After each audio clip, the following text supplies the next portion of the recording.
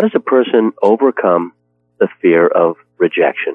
I mean, that's a big question. How would you answer that? Well, let's look at four aspects of that. First of all, fear is fantasized experiences appearing real. Now, what does that mean? It means future events appearing real, where they're not even happening yet in the present. So what I want to do is, number one, if I'm afraid of rejection, I can do a number of things. Stop thinking about it, so then the fear goes away, because I have to be focusing on something bad happening in the future that hasn't happened yet to be afraid. Number two, I can realize, look, cognitively, if I go into the future and this person rejects me, or that job doesn't happen, or whatever, I don't have anything less than I have now. So if I ask you to go out to a movie with me tonight and you say no, I didn't have anyone to go to a movie with before I asked you. I don't have anyone to go to a movie with after I asked you. So my life didn't get worse. So basically, fear is imagining something bad, and usually the bad we're imagining isn't even really that bad. The third thing you can do is to start to visualize yourself being accepted. So instead of, if I'm going to visualize anything, it's what we call a anastrophic versus a catastrophic visualization. Catastrophic, obviously, is like a catastrophe, it's bad. Anastrophe is something that's good. So instead of visualizing they're not going to hire me, or you're going to say no, or that person's, I'm going to walk across the dance floor and they're going to shake their head, I'm going to have to walk all the way back with everyone looking at me. I'm going to imagine when I walk across the dance floor, you nod your head and say yes. So I want to start, as part of my daily visualization practice, if I do have a fear of rejection, of imagining people saying yes, people acknowledging my need and fulfilling it. And what I do is I start to replace the program. It's kind of like I've got 5 hours of videotape in my brain about being rejected. So now every time I visualize being accepted, I'm erasing the old videotape and replacing it with new videotape until all that's left in my memory is memory of being accepted. The other thing, I love a quote from Tony Robbins. He says, if you can't, you must. In other words, whatever you're afraid of is exactly the thing that you need to do.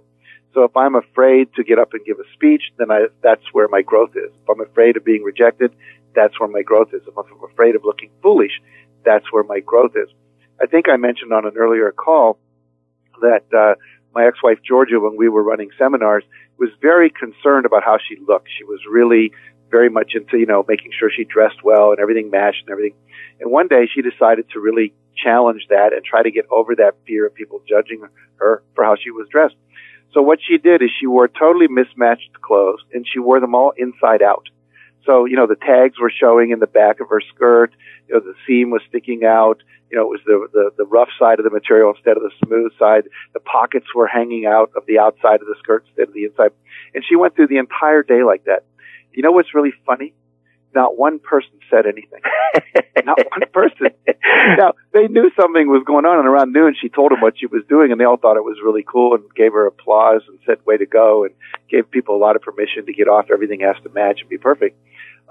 It's more about, Inga, my current wife, always says, life is not about being seen. It's about seeing. In other words, most of us go through life so busy, worried about how we look to other people, that we actually don't see the world, because we're looking at ourselves through their eyes, and we're missing what our eyes were prepared or created to do, which is to take in all the visual sights of the world, which, we can appreciate, wonder about, and experience the wonder and awe of it all.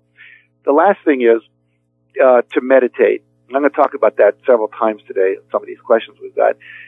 Meditate and connect to Source, God, Infinite Intelligence, the universe, whatever you call it. Because when you're connected to Source, when you're connected to God, you cannot be rejected because you're already connected to the most powerful thing in the universe. It's only when we feel separate from the universe, separate from Source, separate from God, that we're even concerned about other people rejecting us. So we've already rejected ourselves by not connecting. It's like me saying, I want to be connected to Alex, but I don't pick up the phone and check in with Alex every day. And then I wonder why I feel separate from Alex. And if I'm connected to Alex, I don't need to be connected to anyone else because I'm totally fulfilled. And when I'm totally fulfilled and I'm not worried about being rejected, nobody rejects me. Mm-hmm. So those are some ideas I hope could be helpful to Melody and others that are listening. And in other words, what you're saying is we're really responsible for our own acceptance or our own objections or rejections. It's an inside game. It's an inner game. Exactly. It's always an inside game. We're the one setting it up. We're the one doing it. We're the one experiencing it. And all the things I just said are ways to take responsibility to overcome that and end up connected both internally to your own self and externally to other people. And vertically to God source.